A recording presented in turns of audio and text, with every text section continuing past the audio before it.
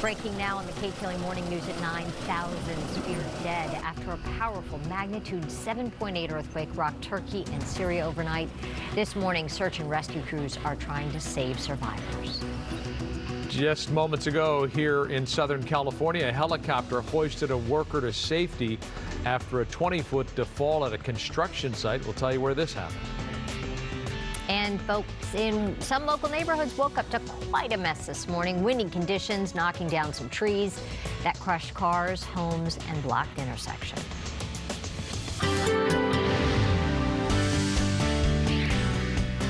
All right, good morning. Clear skies at LAX, clear skies throughout most of Southern California, and some cooler temperatures overnight, but things are going to be warming up for the better part of the week. 66 coastal, downtown Los Angeles 68, San Fernando Valley 67, high desert up to 58, Inland Empire 65, and Orange County inland up to 70 degrees. All the details coming up in a moment. Frank and Jessica, back to you.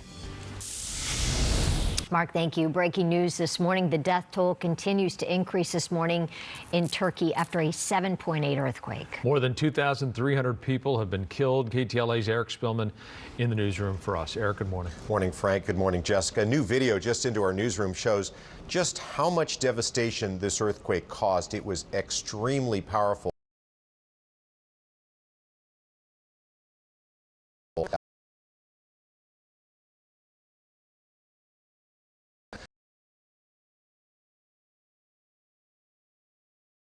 This is in northern Syria, an entire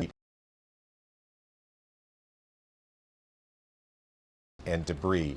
People who live there are trying to dig through the rubble to find survivors who are trapped underneath. They're using heavy equipment to remove it, and in some cases they're lifting up and moving pieces of concrete by hand. They're finding toys and articles of clothing. They're also recovering many, many bodies. But occasionally they find people who are alive, such as one man who was partially pinned under debris.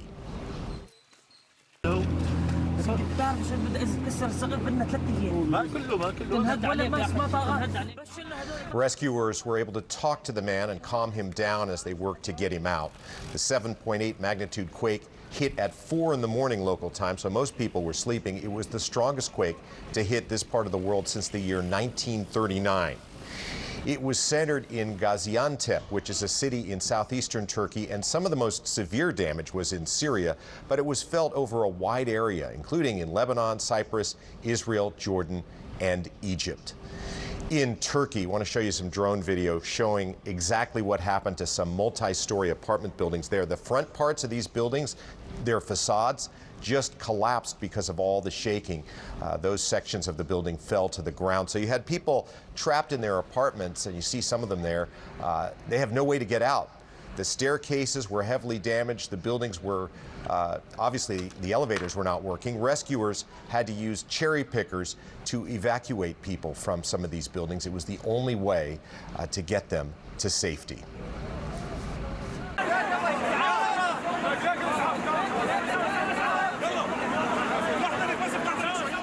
In Turkey alone, more than 3,000 buildings collapsed. As many as 8,000 people are hurt. The death toll is now above 2,000 and is expected to go much higher. The U.S., European countries, Israel, India, and Russia, and others are sending search crews, equipment, and humanitarian aid. As rescuers look for survivors, they face tremendous danger. Many buildings are unstable. Bu noktada evet bina yıkılıyor şu anda bir bina daha yıkıldı evet yan tarafında arama kurtarma ekipleri de o noktadan. Yeah, here crews had to suspend their search for victims when another building nearby collapsed. No word on whether the second collapse caused more injuries. Many structures were weakened by the initial quake or they're in danger of falling because of aftershocks. And some of these aftershocks are extremely powerful. One of them was a magnitude 7.5 aftershock. It hit about 8 hours after the main quake. Frank? All right, Eric, we'll continue to follow that. Developing news here, tensions running high this morning between the U.S. and China. Over the weekend, the U.S. military shot down a Chinese spy balloon that had been in American airspace since January 28th. Just a short time ago, China called that action, quote, indiscriminate use of force. The U.S. Navy is collecting debris from that balloon off the coast of South Carolina. Republicans are criticizing the Biden administration, saying the balloon should have been shot down sooner.